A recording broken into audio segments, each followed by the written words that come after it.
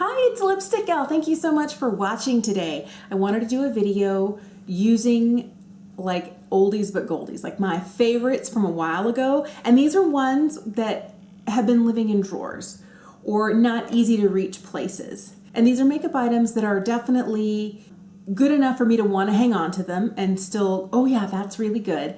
But they are definitely ones that aren't like within easy reach, like right here in front of me.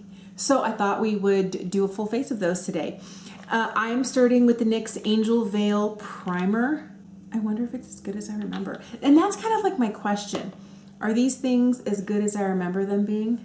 I remember being disappointed at one point in my life where I had this memory from childhood being in like this big massive place with all of these neat things, and then you walk back in at an older age and you're like, what, that's it? It's kind of small in here. And I know that, you know, things change with time, our perception, our experience, and I'm wondering if that is the same sort of thing that's going to happen with these makeup items. Am I still going to love them as much as I used to? Here's hoping. This is one thing that I don't have an oldie but goldie for, but I am going to use my Charlotte Tilbury Magic Vanish. It's kind of like the only color corrector that I've hung on to. I've gotten rid of everything else, and I'm just going to tap this under the eyes. For foundation today, I'm going to be using the Tarte Rainforest of the Sea Water Foundation. This is one I haven't used in a while. I used to live for this foundation, mainly because it was really light in appearance and it didn't end up feeling heavy or looking heavy on the skin. I'm hoping I still get that same sort of coverage. I like that it can be a little dewy.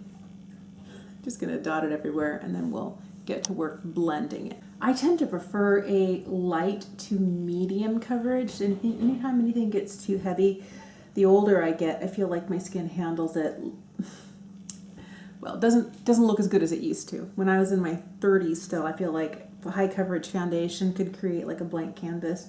Now that I'm in my mid 40s, high coverage foundation just ages me. So I do prefer more of a lightweight formula. I love the Bare Minerals, what is it?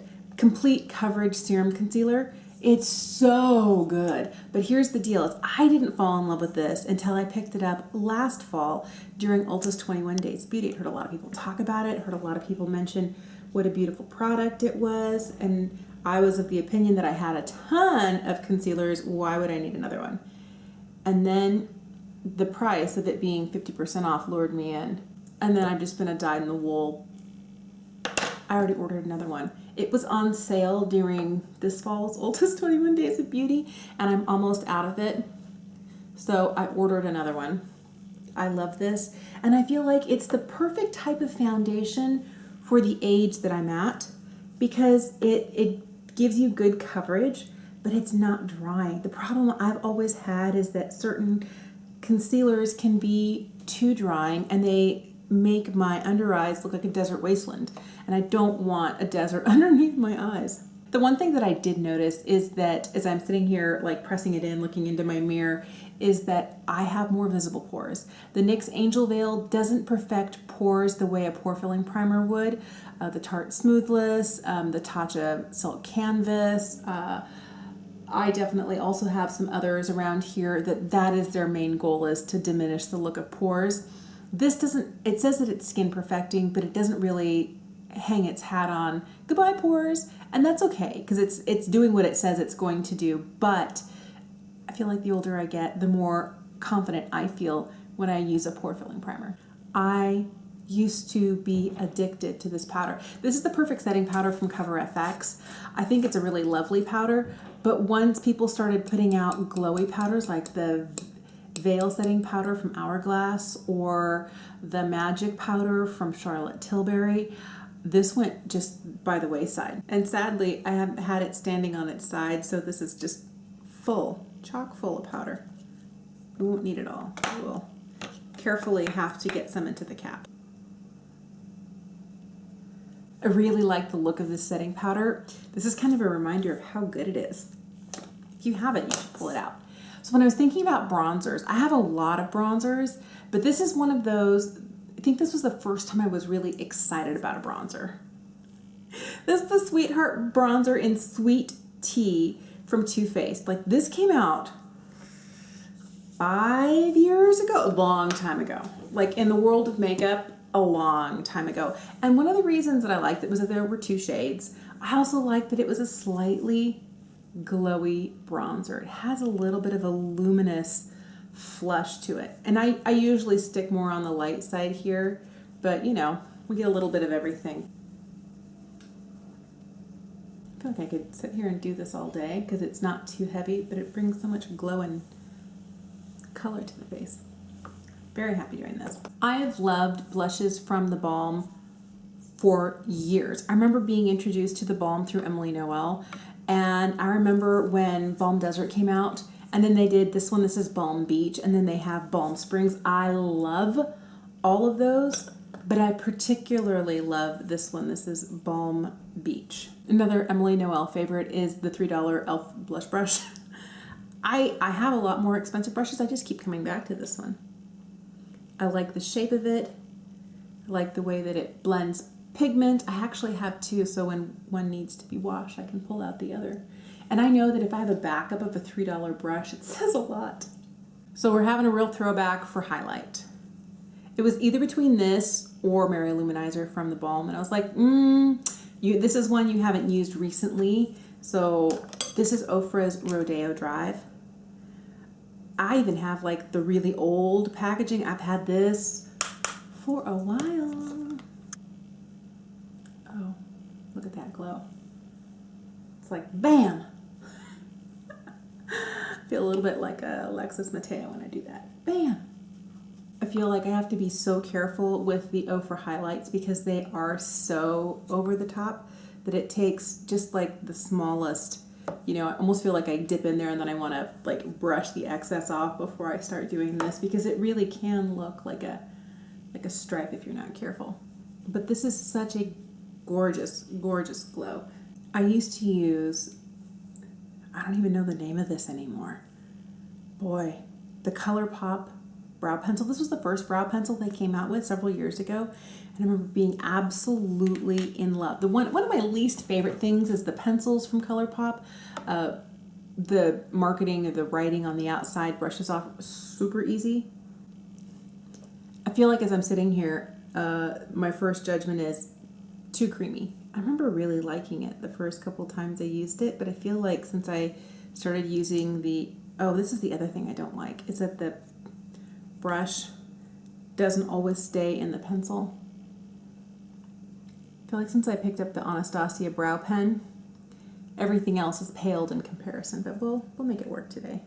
Last year, I discovered a product from the drugstore that has fibers in the brow gel. It's a tinted brow gel from L'Oreal. It's their Brow Stylist Boost and Set Volumizing Brow Gel. And this, I loved it because it has this little teeny tiny wand. It does collect a lot of product. I end up having to wipe the majority of it off like right around. I'm just sitting here like scraping so I don't get too much because it can get a little goopy if I, like on the last half of my brows again where they're really sparse. But this has been probably the most successful fiber brow product that I've tried from the drugstore. If there's one that you really like, let me know. Other ones that I've tried, I found like, it says they're fibers. I'm like, really? Where are the fibers? Some of the fibers are so long, they look really fake. And other ones where they're short or too fluffy, they stick together too much that when you put them on, it doesn't give the look of more hair. It gives the look of a goopy brow. So it's kind of a hard line to walk. This one is really, I have to want to use it because I have to wipe it off. But when I take the time to do that, I really like the look that it gives my brows. For eyeshadow today, I wanted to revisit the Colourpop and Disney designer collection. It's a princess thing. When this came out, I think it was 2018. It was fall. I was in love. I wore this like every day for months. Loved this palette with my whole heart. And it's been a while since I've dipped into it, but I'm going to try not to do what I used to do like 2 years ago in the fall, like these colors always. I'm going to try and get outside my comfort zone. But it is kind of a really soft looking palette. You don't have a ton of like variation here. We're very neutral with a few plummy purpley pops and some kind of silvery shimmers. When I first got this, it was definitely when I was still very comfortable in my neutral, so this palette spoke to me in a very profound way. But there is a color in here, it's called Poison Apple, that's more of a orchid color. And it's the first time I remember choosing to put a bold color on my eye for the everyday. Because I would push myself outside of my beauty comfort zone for videos, but I wouldn't wear it like on purpose. And that color was so gorgeous and so exciting to me. I just kept reaching for it. I've never really been a big fan of the shades that are mattes with glitters pressed into them. These ones are both pretty, and you can see they have that subtle shimmer to them, but I always kind of stay away from shades like this. But because I always stay away from shades like this, maybe today's the day where I'm like head first. So I'm gonna grab the brown shade called Beast, and we're gonna work some of that on the outside here. I guess the one reason I never liked those shimmery mattes or glittery mattes is because when I end up blending it like this, it's like all the glitter goes out and then I end up with little tiny sparkles down here, or it's like, why bother to put it in because it gets buffed out. Of course, that's how I use it. You might know a way to put it on and still keep those sparkles, but shades like this are not as useful to me. The only ones that I feel like I still can occasionally get the sparkles with are the ones from Tarte Beauty, the lighter shades, where I pick them up with my finger and just kind of press them in. I feel like darker shades like this might work if you have a darker complexion than I do, but a shade like this, if I'm not careful how I place it and how I blend it, it's a little overwhelming. So I do miss those sparkles if that was the intention. So this kind of purpley shade here is called Magic Carpet. I'm gonna use some of that kind of like on the outside half of my lid. I don't want it to go too far because I want to use something a little bit lighter on the inside half, but I do want a little bit more depth. I'm trying to decide between these two shades here. This one is Enchanted Rose. This is Fairy Godmother. I think I'm going to go Enchanted Rose, like on the, oh wow, on the inside part of my lid and tap it over. So pretty. Oh. Things like this just make me happy still. I'm always amazed at how something as simple as shiny makeup can make like the little kid in me go, oh, pretty. So that's me at Enchanted Rose in this exact moment. Oh, pretty. I'm gonna use that other lighter shade, Fairy Godmother, on the inner corner. Maybe not. Maybe I'll put it here and I'll top it with something a little brighter. My favorite inner corner highlight is this shade right here. This is Ray. Oh, I love this. Every time I use this shade, I think of Ray, the little lightning bug with the Creole accent. He's so sweet. For years, the only liner I used to use was the Colourpop Cream Gel liner in the shade Stompper. I don't think they make Stompper in the cream gel color anymore, but I just keep adding Duraline to this and going, let's go baby, you can do it. Maybe I shouldn't, but I love this so much. This is one of those that I usually I love the way the cream gel liner stays in the waterline and doesn't transfer. That's what I'm looking for from every single eyeliner that I put in my waterline, is the longevity I get from this.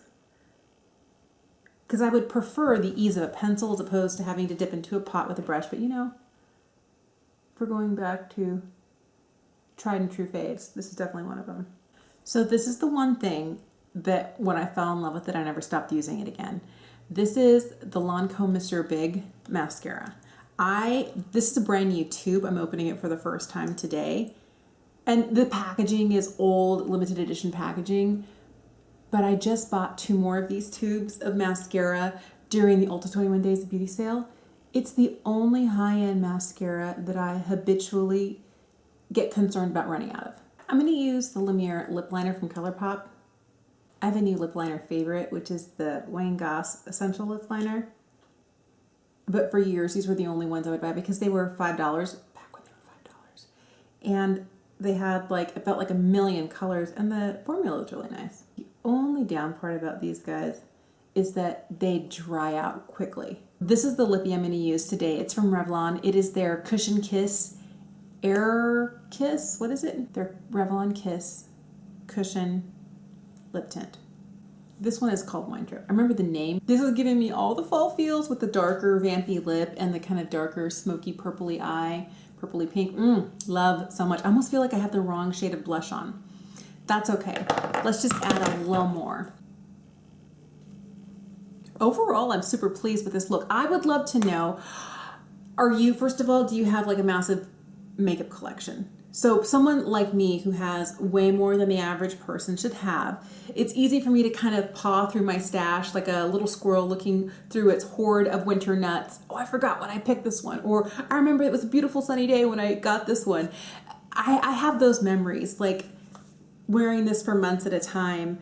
I picked this up several years ago, and every time I see it, it just makes me happy because it was such a surprising delight, like a good drugstore lipstick, because a lot of times they don't have a lot of success. They don't meet what I'm hoping for in a drugstore lipstick, but that one was like everything I wanted. I remember trying this for the first time. This is one that I picked up because Kathleen Lights loved it so much, and I was like, yes, I see why you love it. It is so good, and it meets all of my glowy skin needs. Same thing with this and Emily Noel. Like I am very heavily influenced by the people I watch or I used to watch on YouTube, and I'm not ashamed at all of that. So let me know, do you have a large collection? Do you have to go through and rotate things? Or are you one of those that everything fits in a bag and you only buy what you know works for you and you don't try new things? You just stick with what you know.